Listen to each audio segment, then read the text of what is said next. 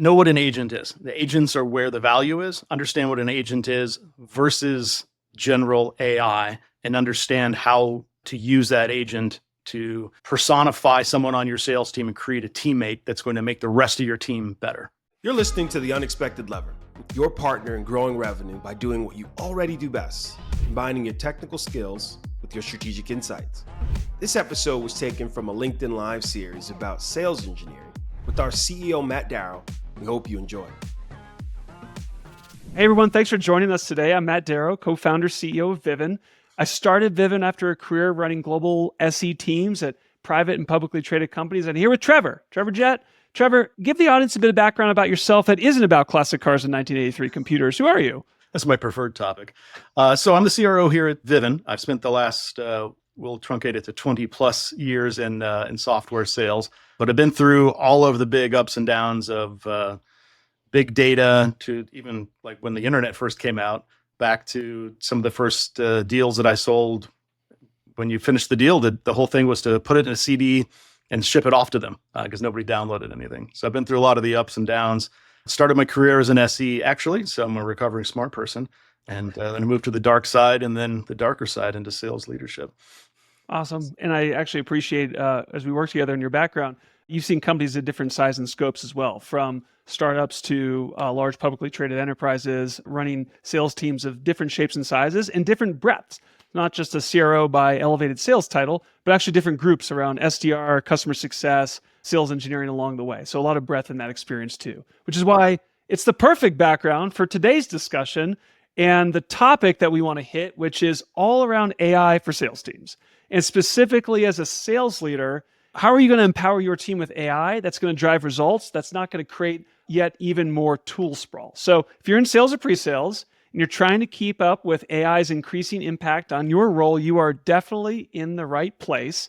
So Trevor, kind of a little bit of a softball to start with, but it's a good one. It seems CROs like yourself are already hitting peak exhaustion around AI product pitches, vendors coming to you and your team. Bring us all into the noise machine. What are you getting hit with?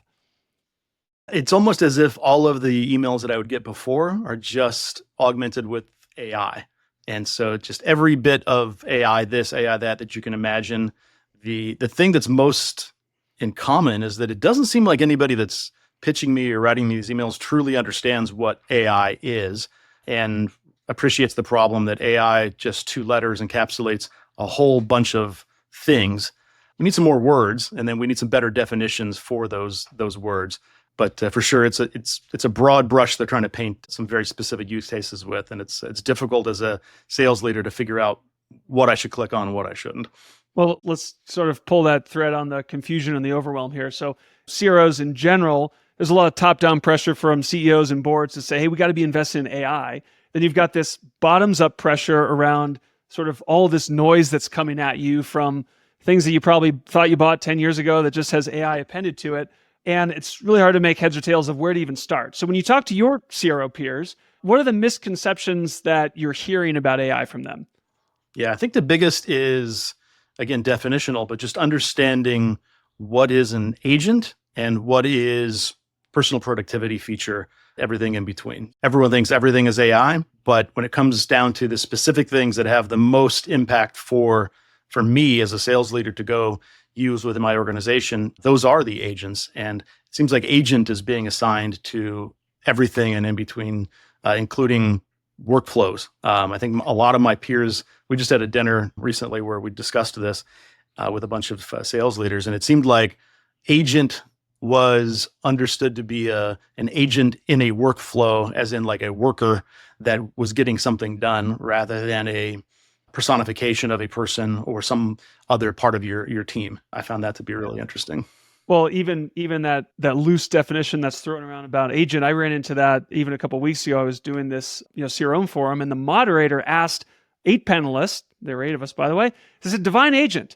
Like every person had a very, very different definition to that. And I had to laugh because it should be quite simple. And the way that I would always see it is an agent is a domain expert who's capable of doing real work unprompted.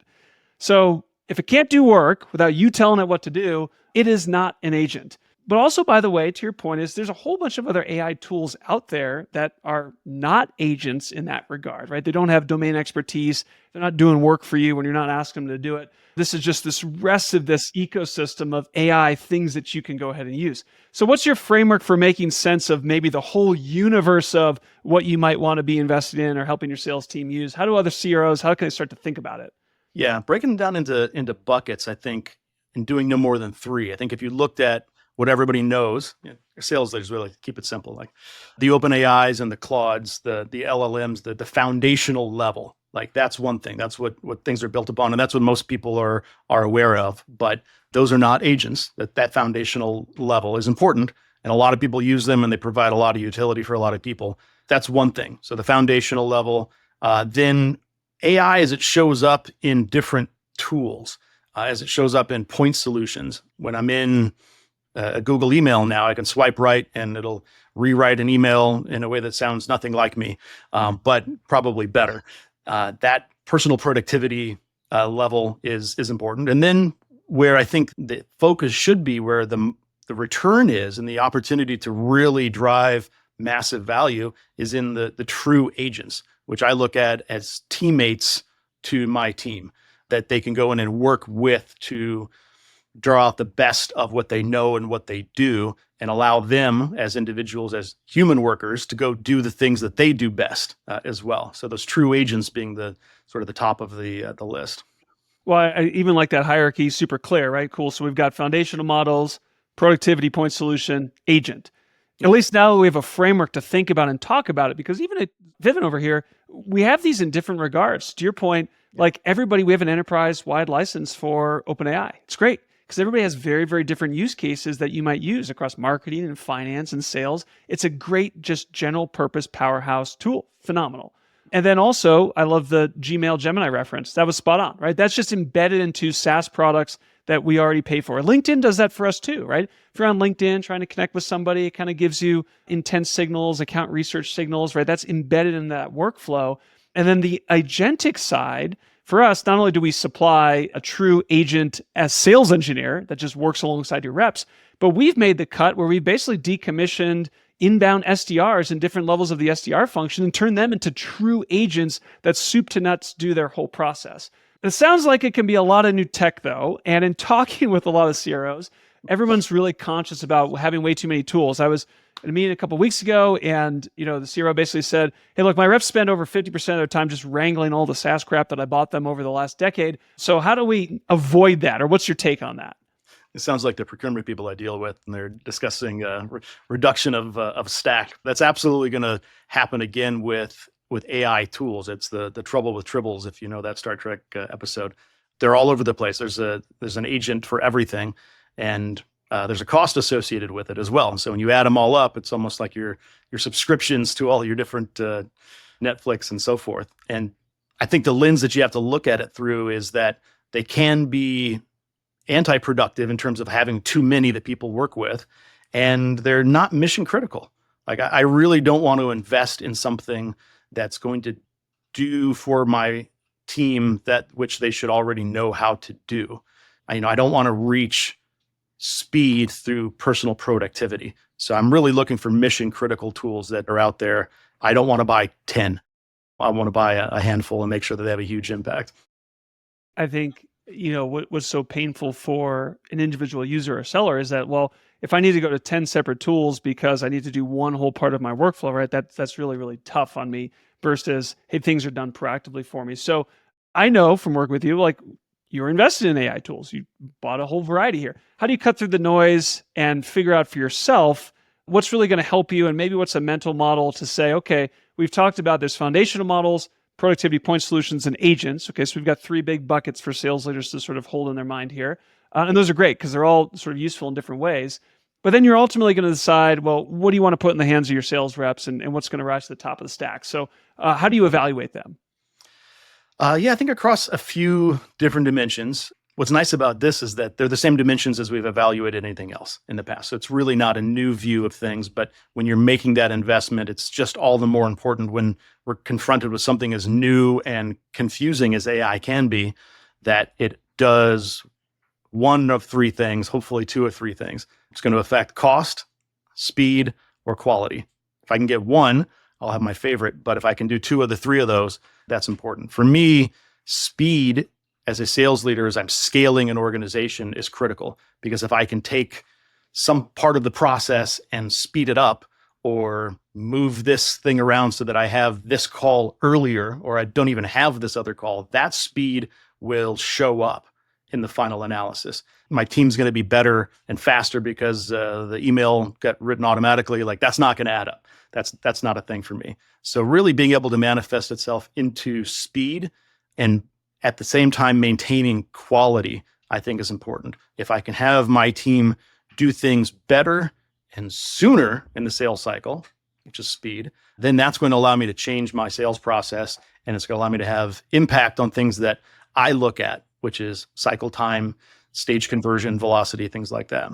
Well, let's just riff on that for a second too, because I see a lot of messaging directed at sales leaders to say, don't hire these people or cut your cost out, reduce your cost. And my sense is your CFO probably gets hyped up about that, but it's like, look, you give them a budget envelope to operate in, your kind of cost profile is there. Like, I'm assuming you're not waking up every night in cold sweats trying to figure out how to, save a penny on the dollar. But what you are waking up in cold sweats of saying, well, why does it take so long for my rep to get enabled? How can they be productive faster? And how do I take a deal cycle that takes 10 meetings down to 3 meetings, and then the whole system moves faster? And I think when we look at AI, we think either in terms of we've overthought things and it's going to just, we're going to have a human that we can go, show up in QBRs and it's an avatar that sits at the table and has a beer with us, or we've just underestimated like what the possibility is. And it seems like the initial like craziness of AI and like it's going to take over the world and all of that is over. And now we're really focused on what it can do. And I'm seeing a lot of underestimation of what's possible. What I'm really looking for is something that can go in there and help strategize and contemplate the best solution, the best answer, make all of those pieces better so that I can have an impact on my velocity. Well, let's just take a concrete example of speed then, enablement. It's always a struggle. You need to keep reps. Not only you need to bring new reps on board, but even when you have 10, 100, 1,000, 5,000 sellers, the product's always changing. So you need to keep them up to speed at the pace of development. And at least from a founder's chair, what I can really appreciate in this world is Gen AI completely made every company rewrite their roadmap. Even the same thing with Salesforce last year, saying we're all in on Agentforce. Well, that's really different than selling MuleSoft or what they had in the past. So even though you might have an established sales team, people are always coming and going, products are always changing. How can sort of this mindset shift here for a CRO and just a different way to approach speed, especially when it comes to enablement? I think ramping is a huge part of that. Enablement's a very important thing because enablement writes down what the answer is. Here's the issue. This is what the company has deliberated on and said, like, here's what our response is generally to this, whether that's battle cards, overall general strategy, answers to specific questions. We do this, we don't do this, so forth. But when I look at any company I've worked for, the top 1% of account executives, they're usually not in the enablement sessions. Like, the enablement is there for the masses. The top 1% gets to work with the top 1% of the SEs, or the top 0.5% or fewer of the SEs, and they understand things that the masses don't, because the masses are getting the company line that's deliberated. And there's a huge lag between what that shows up as and like what the teams out closing the big deals are doing. That typical process, that could take months. So I think being able to put that in a place where the AEs can have access to the right information and they can do it faster and they can ramp faster and they don't have to wait 3 weeks to go to the enablement session. Like, they can get access to that information as soon as possible, I think is pretty important. That the goal should be to get the brains of our best people all of those answers and get them into the masses and not just the top AEs. I think if we call a spade, though, nobody's reading the 40-page PDF inside of your enablement repository. They're just not doing it. And if they are, good on them. They didn't retain any more than 1% of it. And I can attest, even during our time at Zora on the IPO run, like building and running the SC team over there, like my team and my sales counterparts in the present that we would work with, we were the tip of the spear figuring out how to position something in a deal or how to sell around particular capabilities or what is the right solution for this industry. Like, we were the feedback into what would be then written in the 40-page PowerPoint presentation that nobody bothered reading. So it's a super interesting new world, because rather than figuring out, well, how do I centralize documents and pray that my reps are going to read it and stay up to date? The super big alternative is, well, if I just gave them an AI teammate who was always up to speed in learning in a different way, that's how you get a big leverage effect on something like speed that you're talking about, because you're not sort of enforcing the same old process. I harken back to when I was an SE, when I was ramping up, that the expectation for me to demo was like 3 or 4 months, which is a fairly long time. But what everyone would tell you anecdotally is that I wasn't going to be useful for a year. Like, it was going to be a year before I was going to be a good SE. And most of the learning that I did was like in the copy room when I'd find the number one SE, James Alexander, if you're out there. And I'd be like, hey, how do I demo this? And then I'd get all that inside information. And that's what helped me ramp up. As a sales leader now, I think about that as like, I'm going to hire an SE and wait a year before they're really potent. I can't afford that. I can't afford that ramp. It doesn't work. Well, think about a sales rep ramping, because what are you training them on? Because every sales leader that's hiring a salesperson, you're going to make sure that they've been to force management training. Are they certified in Banter Medic, right? Can they fill out Salesforce? Are they generally somebody that you want to travel with, right? All the things that they know. Can they open pipeline, close deals, build relationships, do the politics, work with procurement? Great. But so the thing that happens is all these reps move from company to company is, what do they not know? They don't know about your customers. They don't know about your competition. They don't know about your products, right? That's what they don't know. So that's how you can do things with AI to completely collapse ramp time or really accelerate things or make things happen faster. That's the missing piece, that a great sales professional from company A to B, they still have the bones of being a great sales professional. They just don't know that mix. So speaking of agents, though, I know that there's a lot of hesitation from folks out there that feel like, well, these agents are here just to take all the humans' jobs. And that makes people a little bit leery about, well, how do I position an investment like this? Or how would I bring this on board? We've made a big shift. I'm not even going to talk about the SE front of what we've done there, but let's talk about the SDR front, right? We've said, we used to have a big SDR team, inbound and outbound and everything else. And we've kind of dismantled that. We're like, hey, we found ways with agentic solutions. We don't need inbound SDRs anymore. We're radically changing the outbound profile. We've done the same thing on the SE front, helping the reps. So what's your take on that? A little bit of that hesitation that the agents are here to just make every company have one employee, the CEO. I think if you have that perspective and you truly understand what's possible and what's likely with AI, then you should probably contemplate what you're doing for the company, because nobody's out here to replace humans. The idea is that we are going to take the best of what is available with humans and replicate that out so that everybody can have access to it. It's really just a democratization of the knowledge of the best of the best and being able to spread that faster. And we're not trying to, in Vivun's case specifically, no one's coming after an SE's job. Nobody's trying to make fewer SEs. We're just trying to make more effective and potent AEs. That's what the purpose is. The things that the SE does really well, we're going to free up more of that SE's time to do those things. And the things that the SE doesn't want to go discuss with 10 or 30, however many AEs they support, they're not going to have to. That's the point of it, is balancing it all out. Let me bring this maybe back to the top of our conversation where you said about all the noise and sort of the overwhelming confusion around everything is AI, everything is an agent. That's not this case. So we tried to break down here as the definition of an agent. I evaluate on these different dimensions on cost, quality, and speed. We sort of debunked this myth of, if you bring an agent on, your people aren't necessarily going to freak out. They're going to welcome you for this. So a tangential topic. For years in Silicon Valley, there was always this big mantra around buyers just want to be left alone. I remember over a decade ago at Zora, where we published, and it was sort of famous at the time as the quote unquote best sales deck ever made, even though none of us actually used it in the field. The proclamation was 80% of the buyer decision was made up before they ever talked to you. So let's just let them subscribe to your service, right? That was our big mantra, right? We're doing subscription infrastructure. So great. What better way to help people out than they don't want to talk to you? They've already made up your mind. So just give them an easy way to go buy and get started. That doesn't seem to be true anymore. Like, I'm not talking to CROs who are coming to me and saying, hey, Matt, man, if only I could get out of this sales game and just make my buyers do 100% of everything on their own, then I'm going to absolutely crush it and my business will win. What are you seeing on that front too? Because I think it's a radical change of where all the narrative was going for a very long time. If that were the case, we'd have SaaS vending machines for a long time, and I haven't seen one of those. The reason why our buyers spend their time to try to get 80% of the knowledge before they call us, and they want to be left alone, is because we're annoying and we don't know anything. We're not helping them. We're just trying to get them into a sales cycle.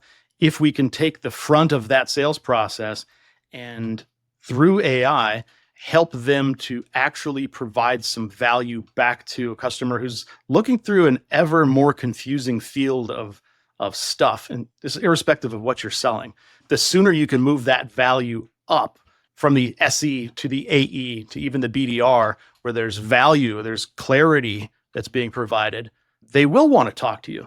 They don't want to talk to you because you're not going to provide anything. All they want to do is close the call, move you into the process, and collect their S0 or whatever it happens to be.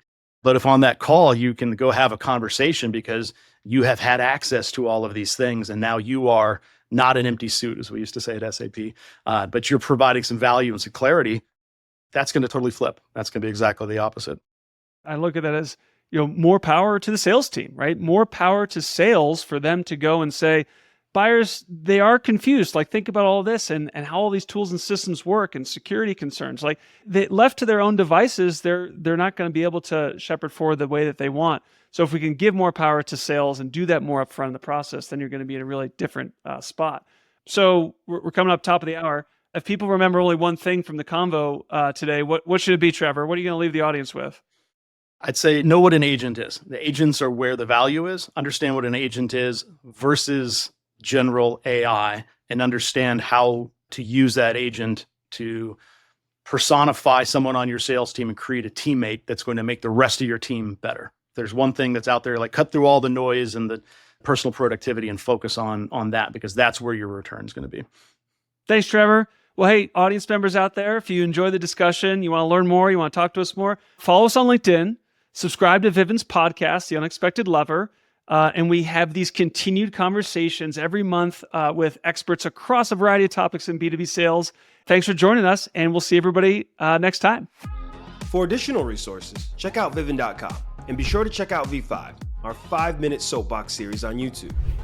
If there's a V5 you'd like us to talk about longer, let us know by messaging me, Gerard Green, on LinkedIn.